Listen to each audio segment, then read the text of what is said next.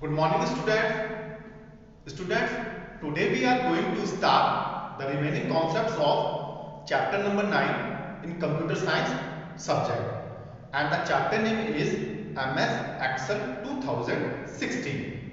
प्यारे विद्यार्थियों, आज हम कंप्यूटर विज्ञान विषय के अंतर्गत पाठ 9 MS Excel 2016 के बाकी बचे हुए भागों का संक्षिप्त में अध्ययन करने जा रहे हैं। The first remaining concept is entering data in worksheet.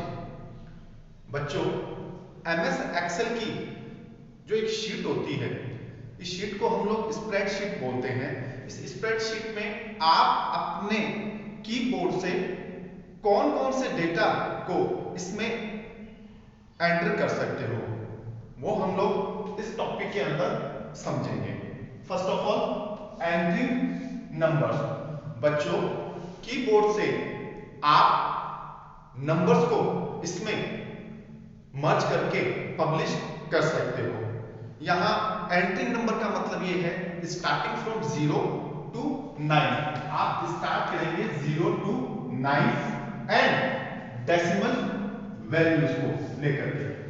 आप 0 से लेकर के 9 और साथ ही आप डेसिमल वैल्यू, डेसिमल का मतलब हम कंप्यूटर में हम लोग बोलते हैं पॉइंट, यानी पॉइंट लगा करके आप आगे की वैल्यू को इसमें मर्ज कर सकते हैं एंट्रिंग नंबर्स के थ्रू।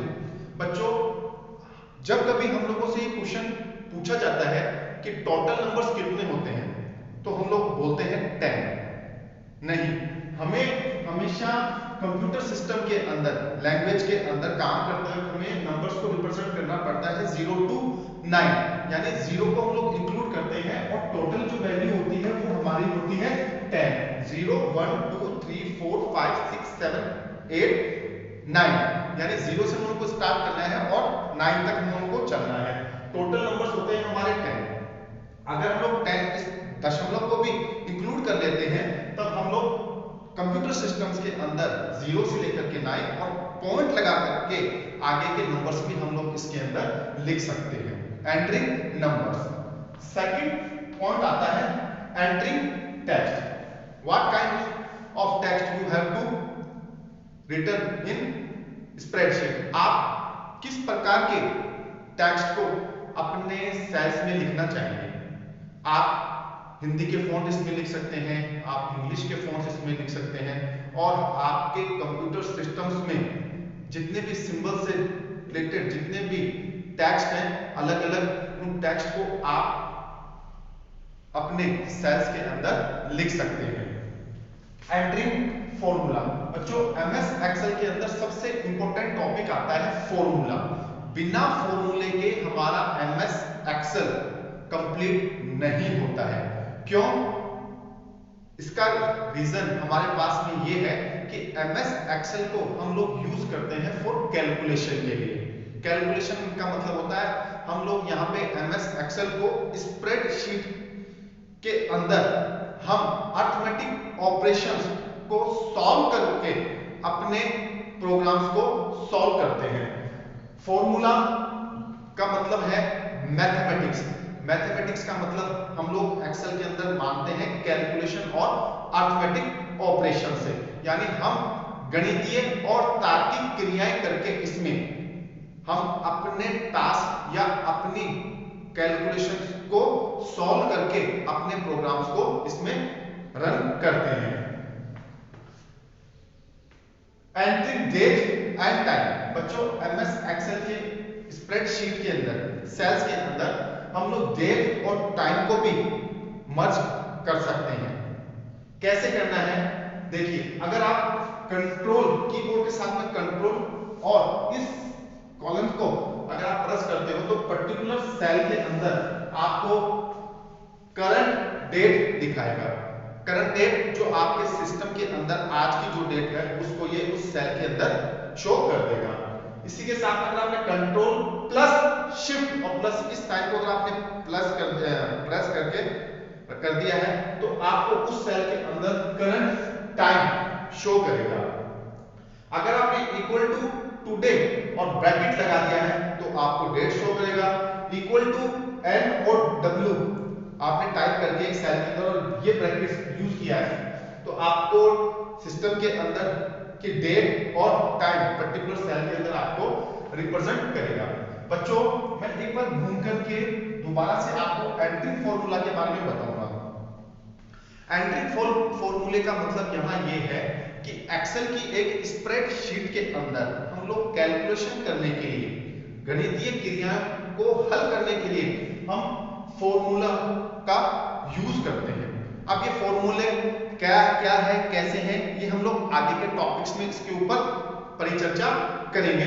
बट आप ये समझिए कि फॉर्मूले का मतलब यहाँ ये है, या तो आप अपने फॉर्मूला बना करके इसके अंदर एंट्री करें, अदरवाइज आपको एक्सेल ऑटोमेटिकली ही आपके ऑपरेशंस के लिए पहले से बने हुए फॉर्मूले आपको देता है, जिनका यूज करके आप अपने अरिथमेटिक ऑपरेशंस को सॉल्व कर सकते हैं।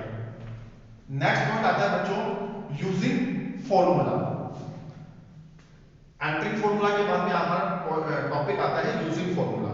बच्चों लिसन वेरी केयरफुली, देखिए अगर आप उनको फॉर्मूला अगर आपको अप्लाई करना है अपने एक्सेल की स्प्रेडशीट के अंदर सेल्स के लिए, तो हमारे लिए सबसे इंपॉर्टेंट जो चीज है एक्सेल के अंदर वो होता है equal to sign. Equal to sign का मतलब ये है कि इक्वल टू साइन हमारे एक्सेल की स्प्रेडशीट के अंदर फॉर्मूले को रिप्रेजेंट करती है।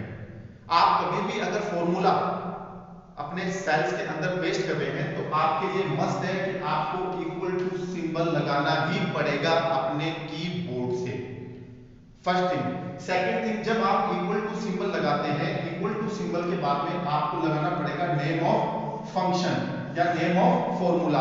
आपको इक्वल टू के चिन्ह के साथ में, साइन के साथ में आपको फॉर्मूले का नाम लिखना पड़ेगा और फिर आपको ब्रैकेट लगा करके अपने या तो डेटा जिसके ऊपर आपको कैलकुलेशन करनी है उसका, या आपको अपने अलग अलग सेल्स का, मल्टीपल सेल्स का एड्रेस देना है, या आपके जो ऑपरेटर्स हैं उनको अपनी वैल्यू के साथ में असाइन करते हुए आपको अपनी क्रियाओं को हल करना है। आपको सिर्फ दो चीजें याद रखनी है कि फॉर्मूले का यूज करते समय आपको इक्वल टू का सिंबल और इक्वल टू सिंबल के बाद में आपको नेम ऑफ फंक्शन, यानी आप कौन सा फॉर्मूला इसके अंदर अप्लाई कर रहे हैं वो आपको कीबोर्ड से टाइप करके लिखना पड़ेगा। Type of formula. बच्चों एक्सेल के अंदर आपकी बुक के अंदर बहुत टेंटेटिव वर्क दे रखा है, आप एक बार उसको साइड में कीजिए और सिंपल तरीके से समझिए। टाइप्स ऑफ फॉर्मूला, देखिए हमारे पास में दो तरीके से फॉर्मूले होते हैं एक्सेल के अंदर। First is basic formula and second is compound formula.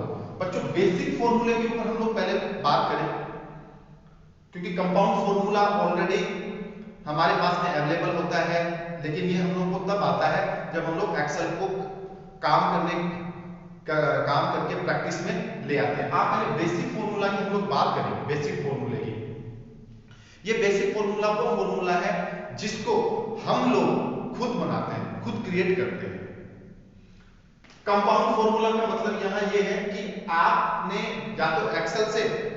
या तो आपने एक्सेल के अंदर बने हुए पहले से फॉर्मूले को अप्लाई किया है, या आप अपने द्वारा दिए गए डेटा के एड्रेस को, यानी एक्टिव सेल या डेटा को रिप्रेजेंट करके आप अपना फॉर्मूला बनाएंगे। देखिए बेसिक फॉर्मूले के अंदर मैं आपको एक एग्जांपल इस टेबल के माध्यम से समझाऊंगा। एक्सेल की एक टेबल के अंदर बच्चों ये एक एक्सेल की स्प्रेडशीट है।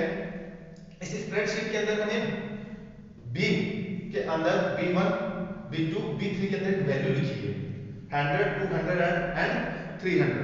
अब बेसिक फॉर्मूला क्या करेगा, मैंने यहाँ इक्वल टू का सिंबल लगाया इसके नीचे वाले सेल में और यहाँ लिख दूंगा इक्वल टू सम, और मैंने ब्रैकेट लगा करके लिख दिया B1 plus B2 plus B3 और ब्रैकेट बंद करके जैसे ही मैं एंटर प्रेस करूंगा यहाँ ऑटोमेटिकली इस ब्लैंक सेल के अंदर हमारा आंसर आ जाएगा। मींस हमारा ऑपरेशन सॉल्व हो गया है।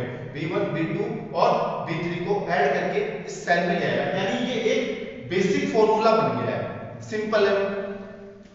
नेक्स्ट आता है इसमें कंपाउंड फॉर्मूला। कंपाउंड का मतलब होता है मिश्रण। फॉर एग्जांपल मैंने यहां लिया C1 D1 E1 and F1। यहां एक ही फॉर्मेट के अंदर था B1 B2 B3, यहां डिफरेंट है C1 D1 E1 F1। यहां मैंने लास्ट वाले पोर्शन के ऊपर इस जगह पे फॉर एग्जांपल यहां आकर के मैंने इक्वल टू का सिंबल लगाया और C1 D1 E1 F1 का मैं लिखूंगा इक्वल टू ब्रैकेट में सम इक्वल टू सम और ब्रैकेट के अंदर मैं इनको लिखूंगा C1 D1 E1 F1 plus operator का यूज करते हुए और मैं ब्रैकेट क्लोज करके एंटर जब मैं प्रेस करूंगा तो मुझे इसका रिजल्ट इस सेल के अंदर दिख जाएगा। ये होता है हमारा compound formula. Clear students? Next आता है स्टूडेंट्स इसमें ऑपरेटर्स, सिंपल ऑपरेटर्स। बच्चों आप लोगों ने बोर्ड मास का नाम सुना होगा, bracket of divide multiplication add and subtract, उसी से मिलता जुलता हमारा ये ऑपरेटर है। इस ऑपरेटर से हम लोग अपने ऑपरेशंस को सॉल्व करते हैं। ऑपरेशन मींस अपने टास्क को, अपनी कैलकुलेशन को हम लोग सॉल्व करते हैं। कैसे करते हैं स्टूडेंट्स? प्लस ऐड के लिए, सबट्रैक्ट माइनस के लिए, और ये जो आप स्टार देखते हैं, स्टार यहां रिप्रेजेंट करता है मल्टीप्लिकेशन के लिए, मल्टीप्लाई करने के लिए।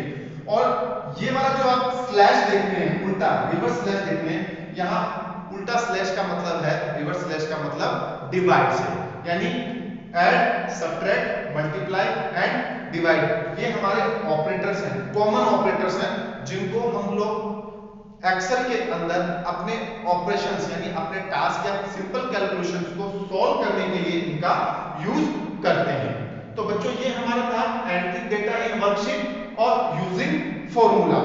आपकी बुक के अंदर ये जो चैप्टर है ये पूरा थ्योरेटिकल रिप्रेजेंटेशन है, यानी इसमें पूरा थ्योरी बताया गया है, इसमें प्रैक्टिकली आपको करने की जरूरत नहीं है, सिर्फ आपको ये चीजें समझनी है।